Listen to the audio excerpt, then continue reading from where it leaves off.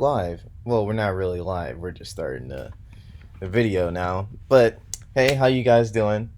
Today we're going to be discussing why black people need to not be distracted by Cardi B and her divorce from Offset, because there is a bigger issue at large. And we're going to get into it today. So we're going to start it off by addressing Cardi B first, ironically. So basically, Cardi B was married to this rapper named Offset. You don't know who Offset is?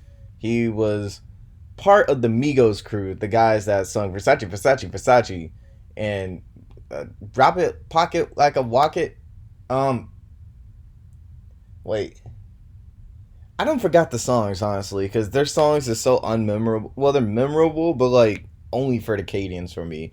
Basically, they're the rappers that say the same thing over and over and over and over and over again on their, fucking hooks. So, they're one of those type of rappers that just, they don't really have too much skill. They just got lucky. That's all. That's most rappers. They're just, they're musicians who made it.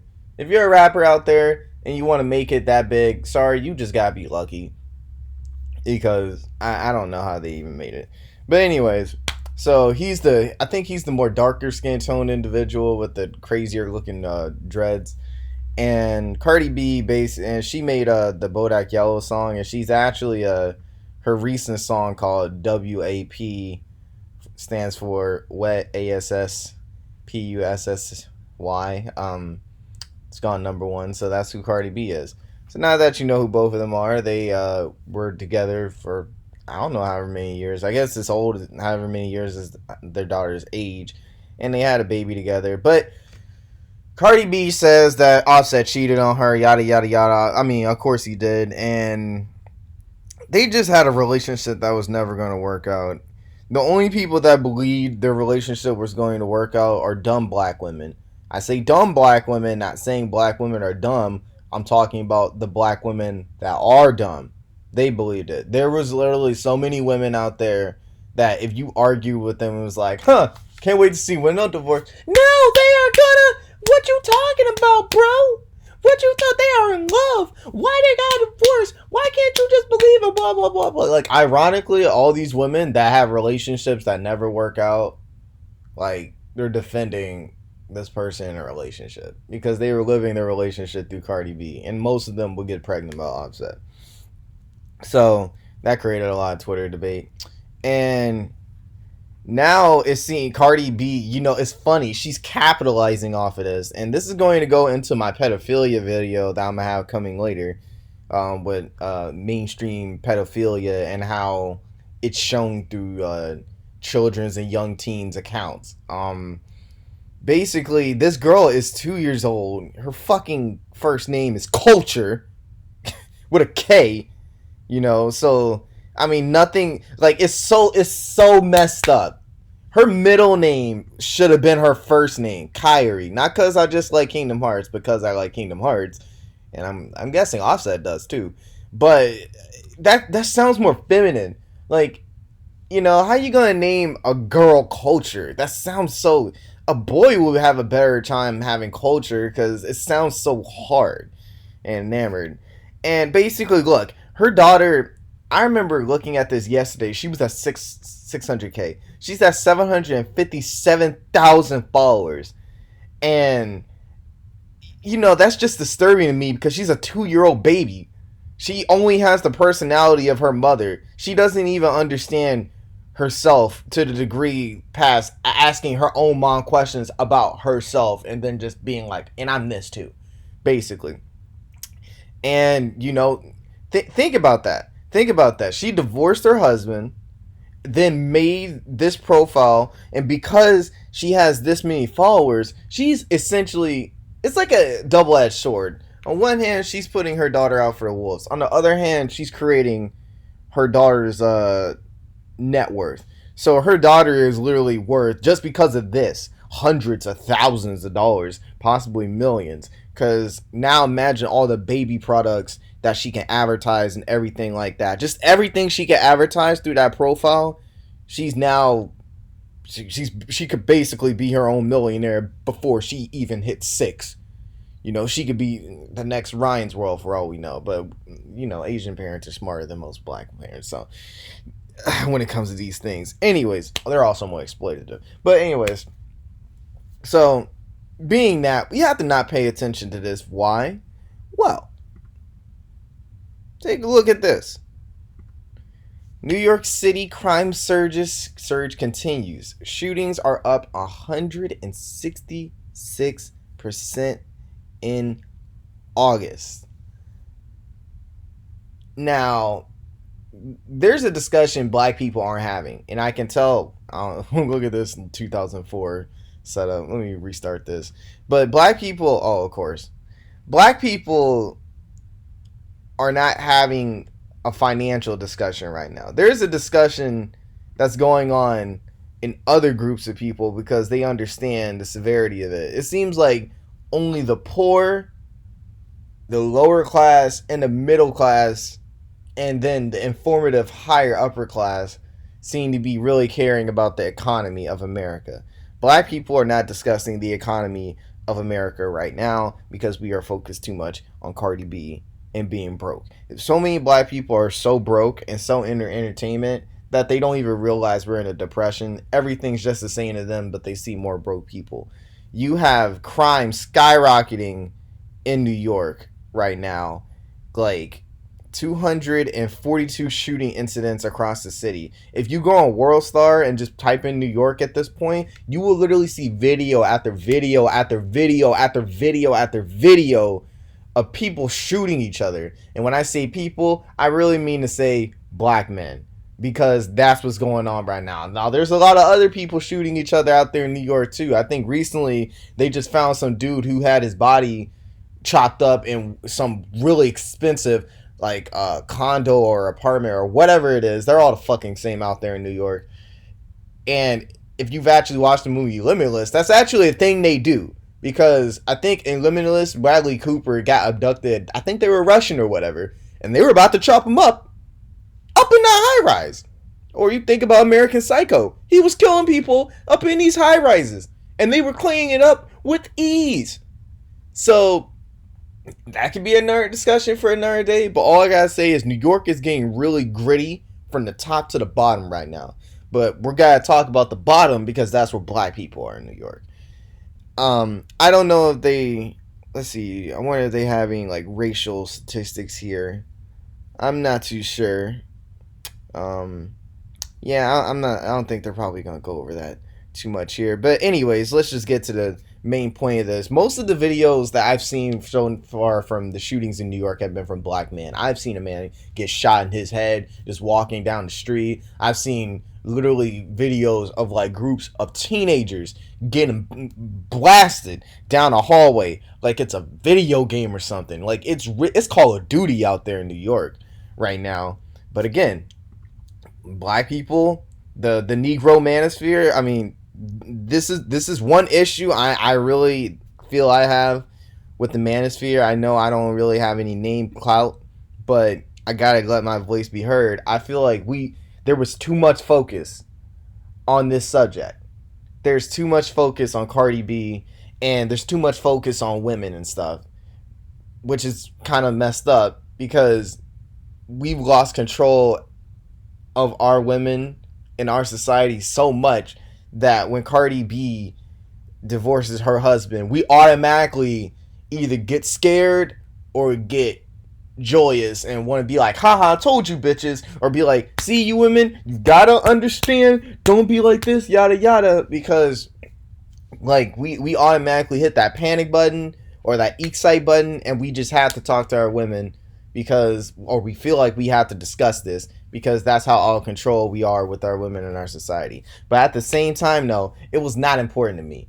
If anything, I felt like O'Shea, Donovan, all of them, I know it's part of their platform to report these kind of things, but the issue is Cardi B is a celebrity. when you do this, this is good for her. Think about all the people that haven't heard WAP, right? And now they're hearing oh, she got that WAP. My baby girl got that WAP. Means we're like, when that WAP ain't gonna keep him there, blah blah. And they see their videos, they may think for themselves, oh, let me go look at WAP. But what you don't understand is if you go look at the WAP video, that's a stream that counts towards Cardi's revenues or whatever. So you know that bad publicity, that's getting her money. Those videos, this video is probably gonna get her some money off of. Well, actually, no, because no one watches my videos. But if someone did and then goes to WAP, I basically gave Cardi 20 cents. I didn't want to do that. But that's what we're doing. And with guys with big reach like Donovan Sharp, O'Shea, C Boogie, I don't know, like who's ever at the top though. Definitely I know O'Shea, Donovan, and some other guys I can't remember because these niggas are like the Power Rangers. They are possibly generating hundreds, possibly thousands of dollars for Cardi B in the publicity. But at the same time, when it comes to discussing the economy of things or the economy of the world, I feel like the manosphere only discusses it in terms of sexual market value, being in a bubble right now, which is kind of ironic. It's like people's like women's sexual market value has followed the stock market. It literally just went up and up and up with the stock market, probably because of apps like Tinder and things like that. But again, another discussion for another day. Anyways, that's like the only time we relate things in the manosphere to basic economics and stuff when it pertains to women. But we have to understand that America is entering in a phase that we cannot come back from quickly. We are entering the Great Reset. We had a chance to reset in 2008 when the banks first failed and a lot of the brokerages and the hedge funds, were first exposed for not having any money. That nothing happened. They got bailed out. The $1,200 they gave us this year, they should have gave people that year, but stores were still open, so they were like, you can get a job. But anyways, that was just discussing New York crime. Let's go over to here. The hidden toll of California's black exodus. Okay, it's nothing like the neighborhood where she grew up in South Central LA, but in this Sacramento suburb, her family owns a modern farmhouse, 2.5 acres. You go, girl. She is one of Wilson. I'm pretty sure the lady up there in the picture is one of around 275,000 black Californians who have left high-cost coastal cities in the last 3 decades, sometimes bound for other states or cities, but more often to seek their slice of the American dream in the state's sprawling suburban backyard. Many transplants pack up for the promise of home ownership, safety, and better schools. Housing-rich Oak Grove has gained nearly 18,000 black residents since 1990. 100% jump. Wow. So that's probably where a lot of because they said they had a farm of 2.5 acres they moved to. So that's probably where a lot of prominent blacks go to once they get the money up. And California used to be a place to get your money up. All over that place, man. Like San Diego, San Francisco, LA. It was still probably hard back then, but you hear all the stories of people from the 90s, 80s, early 2000s. Maybe they didn't move there much, but maybe sleeping on a couch on the street. But there used to be a time in America where if you got a consistent job and you kept at it, you can at the very least, you can provide yourself with some shelter. You can provide yourself with some cash to be able to possibly invest, to start an investment and be able to live on your own. You got 40 hours a week in the 90s in most places. You sitting pretty. Maybe, and if you save on your expense, then you're basically making money. Well, actually, no, not due to inflation, but the less you spend, the more you keep. So it essentially does it's like you're having money in your pocket there that isn't being burned to other things. But At the same time, black renters have been disproportionately forced out of cities as cost and evictions climb. The black population has plunged 45% in Compton. Boy, don't they love telling you, straight out of Compton! Yeah! You know, 80 HD, Kendrick, Compton. 45% of the black population has plunged in Compton? So, is Compton really as gutter as we think it is? I mean, maybe so, because there's hardly any black people left. It seems like there's only one kind of black people left, the ones that can't get out. 43% San Francisco. Now, that's ironic. Let's believe black people moved out of San Francisco and Oakland with 40%, then in Compton. So, at some point, it's going to be 60%, and it ain't going to be no more niggas in Compton. So, instead of saying straight out of Compton, it's going to be like, straight out of Compton into Missouri. So that's just a piece of that. So basically, just to give you a general view of what the black situation is looking like in California, essentially, black people that can move in California are going to move because people in California that are moving are going to move. As you can see here, Joe Rogan, he's a very prominent podcaster, very rich. He made a deal with Spotify, licensee over 100 million, tentative, whatever it is. And the final straw for him is when the California government restricted his comedy club's ability to essentially be run. And, for him, a guy like him, there's so many things that he probably can't do out in California with the restrictions, but he has money to just be okay. He probably doesn't want to just sit in the house and wait for the next episode all day. He wants to go and do his little comedy thing because Joe Rogan is a guy of many talents. He likes to do many things, and that was the final straw for him. So he's going to Texas. And what that is showing, I think I read somewhere where it's like 1 year, I can't remember, I think it was last year, there were like 600,000 people leaving California versus like a 500 or so thousand coming in, which was their first net negative and people moving in the state in like years. That California used to be the place everybody wanted to move to. Now it's the place everyone wants to leave. And another issue with this, with people like Joe Rogan, affluent people moving out of places like California and especially New York, what you get is an issue of employer drain. That's why I like to deem it. You have employment drain, and you have brain drain, because the people that can move out of California the fastest and up the top and who want to are usually, these kind of places is going to be the upper class, because they want to protect their money from taxes, because in places like New York and California, they get overtaxed on a lot of things, which is why they go so hard to freaking make sure they don't pay taxes. So everybody gets mad at them for not paying taxes, but they act like that's automatic. That's not automatic. Have you ever seen ESPN's broke athletes? Those dudes don't pay attention to jack shit, and guess what happens to their money in taxes? They get 30% of that joint wiped off. Wiped out like that there.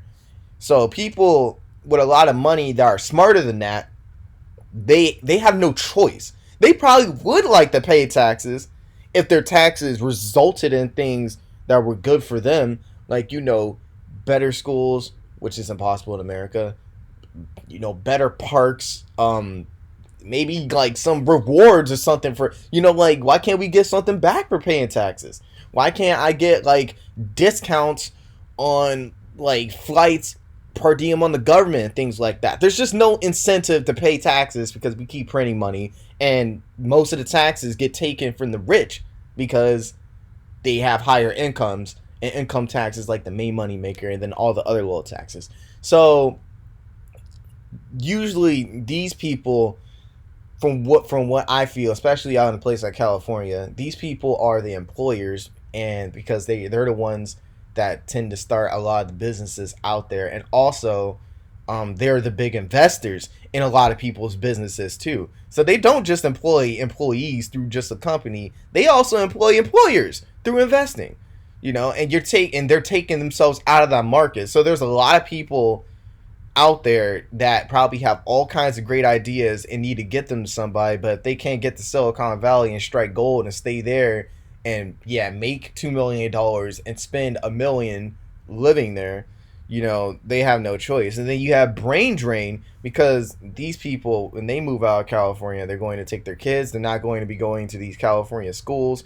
The people that, for example, can't get employment or investors for their businesses and everything that rely on these people, well, their kids are not going to stay there because they're going to leave, and they're not going to go to these California schools and everything. And the only people who are really going to be left are the people that have isolated themselves that can afford to, or the people that just can't afford jack shit, and they're not going to go to those schools anyway and everything. So then you're also going to see those schools like revert. A lot of them are probably going to just go out of business or whatever. They're just going to be done for de facto. A lot of them are probably going to lower their prices, which will be good. That's actually the only way I see California. That's one of the few things I think. No, not few. That's one of the things California is going to have to do to recover, in my opinion. They're going to have to just make school almost free, super cheap as hell, so they can get all the people that are left, all the kids that otherwise could not afford to go to school to go there. Because if they don't do that, we're talking about so many sectors: financial sectors, lawyers, doctors, IT people, engineers, electricians. It's so many different kinds of work that will not get done because the education is not there, because people either can't afford it or they're just leaving it altogether. And this is going to affect black people, because we are at the bottom of the totem pole in these environments, in places like New York, in Cali, in Chicago, Indianapolis. I'm just throwing out a city, Miami, at this, even in Atlanta to a degree, because of their white flight coming in. We're at the bottom. We do not have time to afford to focus on Cardi B and her freaking daughter and Offset and everything like that. When we have black people, literally the majority of almost the majority of black people leaving areas that are known for black people. You don't think of Compton without thinking of black people, especially now with the kind of with the kind of people that have been coming out of Compton within the past 20 years. We're not just speaking just rappers, all kinds of people, not just people in entertainment. You've also got notable figures who I can't name right now because I just don't have them in my head. But Compton, for a city, it's had a lot of people come out of that city and make a name for themselves and do a lot of good, I'd say, for themselves in the world. And we're at this point where, there's barely going to be any black people there, and in New York, the crime is surging to the point where it's going to go back to the 70s because they're bankrupt. So expect to see a lot of black people killing each other in a lot of these areas. And see, that's another thing.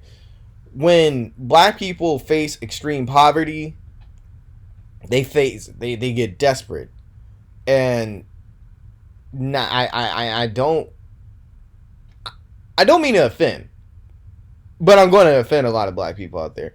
These black people in these situations have no choice but to turn into animals, because they have to be so defensive and so offensive. Because think about a hungry animal, a hungry predator. There are few things on this earth scarier than a predator that's hungry, like a bear or a tiger, because they are at the point where they know it's do or die time. They just gotta get something. It doesn't matter what. They gotta have something in their belly. They gotta just get something to satiate the pain and let them survive, But they're also but think about also an animal, especially a predator, that's also on the defensive. They are just as dangerous as ones that are desperate on the offensive. If they're desperate on the defensive, they're going to do whatever they can to get themselves out of that situation. So you have people in these environments on the defensive, worrying about people robbing, people just shooting randomly, people on drugs that, just might buzz out on them, stuff like that. They have to worry about all these obstacles. And you got people on the offensive who are hungry, or they need some drugs, or they have to go, like, something, some dude shot up their homie and they have to go get that revenge because they know they're next, and then there are people that are in the in between. So essentially, it's not even the Wild West out there. It's not even a jungle. Black people are literally living in Pangea at this point. America is like a Pangea for black people. Like, they're out in the wild, and in places like California and New York, as the states lose more and more money, as they lose more and more of their capital, and as they lose more and more of their employers and their main investors and the people who come under them that keep the whole framework of the state and the cities working, when that crumbles, because black people are at the bottom, guess who it's all gonna fall on? It's all gonna fall on us. The building is falling on us. And this economic situation we're in right now, the government and the Fed had planned this. So this is essentially, to me, this is an economic 9/11. And black people are going to be on the receiving end of this, because a lot of us are just simply poor. A lot of us do not have the means to even get out of these places. That's another thing. And we don't even have the means to escape the way this white flight is going on. There is no black flight. There is this. This is like, there's not even a great black migration like it used to be, because black people they're not going to where the jobs are now. They're either stuck where the jobs aren't, or they're just trying to go anywhere that is not as expensive. People don't even move for the jobs at this point anymore. They're moving just to not have to pay so much in these places. And black people, these black people are essentially going to get left behind by the government, because I know they do not care about us, because they don't care about anyone. White people, black, Indian, it does not matter. And this is the situation we're facing. And I know I was rambling on a bit, and I haven't gotten back to how I think the negromanosphere can address this. But now I feel like I should be talking about that now. So I feel like the negromanosphere, I feel like there needs to be more discussion, more general discussion on what the economy is like for black people and the problems that we're facing right now. I think women are a bit too much of the focus, because we've got this thing going on economically, and then even with cuties. I know, like, with the whole pedophilia thing I'm going to get into in my next video, there's not enough addressing that either. Like, most of them kind of talked about cuties a bit, and that was it. But there is no addressing on how, like, young children, like, for example, basketball stars and on the AAU circuit are getting an exorbitant amount of fame that they otherwise wouldn't have in any other point in time in history. Like, and how they're just getting way too much attention, and it's very suspect to me. There's just I think there's a certain maturity factor that's lacking in the space right now, and I think it just needs to tighten up, right? Like, tighten up a bit. I understand talking about women is a real good money grabber for a lot of guys, because the dating market is so skewed and messed up right now. But we black people, this is serious. A lot of us are going to die. A lot of us are going to die. I'm sorry to say, but a lot of you that know people that are at the heart of these places in New York and Cali, and and you understand what's going on economically, you might lose some loved ones. Your friends you grew up with, or the people your neighbors you used to say hey to, they may move and you may never see them again. Or if you're in a particularly bad place, it's going to get so deranged to a point where someone's going to rob your friend for their jacket, not because it's a starter, but because it's cold, and that homeless person is desperate. He don't want to freeze to death. So he might rob him and shoot him and kill him. That's what we're going to have to face. It's a really, really bad scenario that we're in for our community because of the Federal Reserve rendering our money useless, taking advantage of like bonds and um, the housing market, owning up the housing market, taking out most of the houses and selling them to China and everything. We've gone past the bottom, and now we're in advanced darkness, as SpongeBob would like to say. We're in the advanced darkness mode, and we have to hunker down together. Black people, if you live in an area you cannot afford, leave right now. I don't care how long you've been living there. I don't care how badly you want to live there. If you cannot afford it, or if you know you won't be able to afford it for long, you need to leave.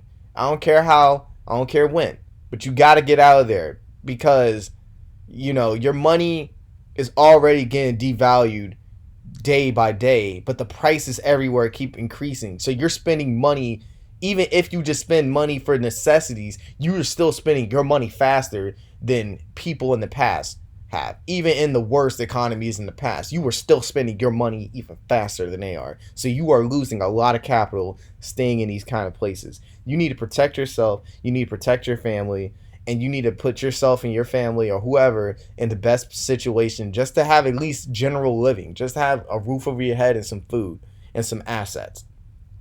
Because we're not going to come back from this the same. After this economic reset happens, it's going to be a reset in our community too. Because the people that can see, that understand what's going on and have discussions like these, I don't care if it's a 10-minute video, I don't care if it's a 8-hour video, the ones who have these discussions and realize what's going on, we're going to be able to reform our community. But the people that don't, and the people, whether they don't want to or it's just not there for them yet, they will have to be left behind where they're at because there's nothing we can do for them. We black people do not have the capital. Actually, we kind of do have the capital to lift ourselves up, but we definitely don't have the capital to save ourselves. Because even if we had $1 trillion, like together, the debt burden that we have because of this country is like quadruple, quintuple, whatever tuple, upple, that amount. So I can't even say we're all we got at this point. The only thing I can say is, whoever it is that we have, that's who we got. And the manosphere, in my opinion, is one of the best ways for us to collectively be able to move on. But we have to focus on this issue greatly. We cannot let Cardi B and entertainment be a distraction for us because it's not going to work out for us in the end. Anyway, this is a long video, but at this point, I'm pretty much expecting I'm just hoping after I've done 100 or so videos that maybe I have like 1,000 subscribers and then they come back to these old videos. So I'm going to go with that. So I'm not going to be too pressed on liking and subscribing. Do what you want, but get involved with your families and friends. Try to find yourself and get invested in your skill and talents the best way you can. Because we're going to live in an age that's in the future, but it's going to be in the past in some retrospect. Because I'm pretty sure skills and trades in all walks of life, whether you're a sociologist or whether you're a plumber or whether you're an IT technical engineer, those are things that people are going to be able to do more by themselves or more across states more often, and having skills and a trade is going to be more important than just having a job in the future. Probably like how it used to be in the past, where it was important to learn how to be able to make clothes or learn how to smith weapons or to learn how to farm at the very least for the average peasant. We might have to go back to those kind of communities where everyone pulls in together for, a local harvest or something. Where we should do things like that. And I'll probably explain that later in our video. But anyways, that's it for this video. And always remember to not just see with your eyes, but to see with your soul. And I am out.